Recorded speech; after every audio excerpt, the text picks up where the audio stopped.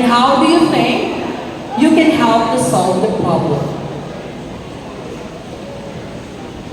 The main problem that Bao faces when it comes to tourism is that people abuse it. That's why, as someone who values the environment the most, I would use this opportunity to use my voice and to serve as a reminder to everyone that the environment is no one's property to destroy.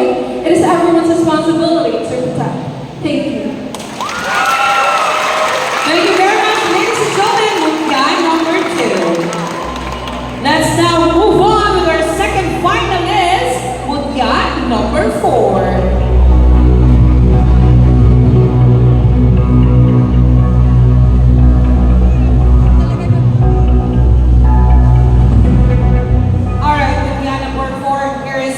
Question. Bullying is one of the biggest issues facing our youth today.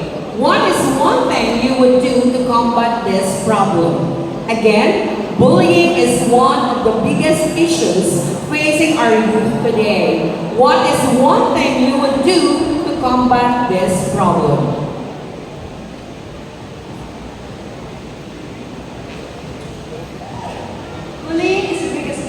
That are facing today. And I am a person that is a victim of bullying. And one thing that I can do to combat that is to be a living reminder, to remind those person to stay who you are and believe in yourself. Because at the end of the day, their opinion is not your problem.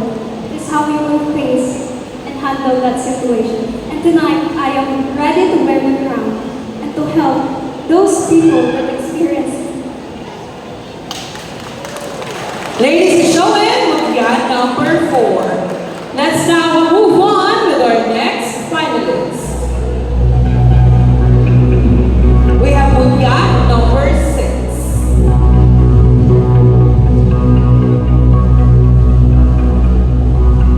Alright, here is your question. There are reports of online sexual exploitation of women and children. As a woman, how do we make the digital space safe for you, to other women, and to children? Again, there are reports of online sexual exploitation of women and children. As a woman, how do you make the digital space safe for you, to other women, and children? I believe as a woman who is a voice for the voiceless, I must share people the information, the knowledge, and education that they need to know so that they can be protected in the online digital space that we have. And that we must always provide them with the resources that they need, such as the information that we have, especially the laws that protect us from this. Therefore, we must always ensure that the people around us are also safe. Thus, the first step is always being a voice for the people and being. Thank you very much, Mutya number 6, our third finalist. Moving on with Mutya number 7.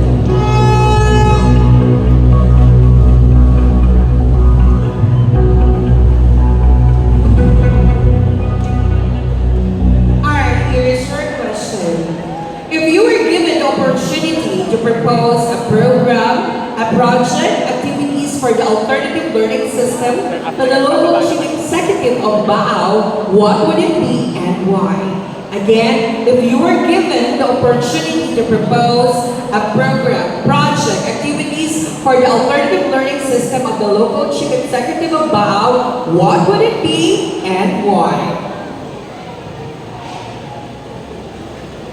I would propose that we should allocate more funds for the resources and the education of our children, of our youth, and our adults, because I believe that education is a powerful weapon in transforming our society. And with this, we can give them equal access to opportunities for everyone to grow in this thriving nation. And through this, we can continue to educate the minds, elevate the spirits, and empower the hearts. Thank you. Thank you very much. Our Mutya number 7. And finally, to complete our top 5 finalists, Mutya number 11.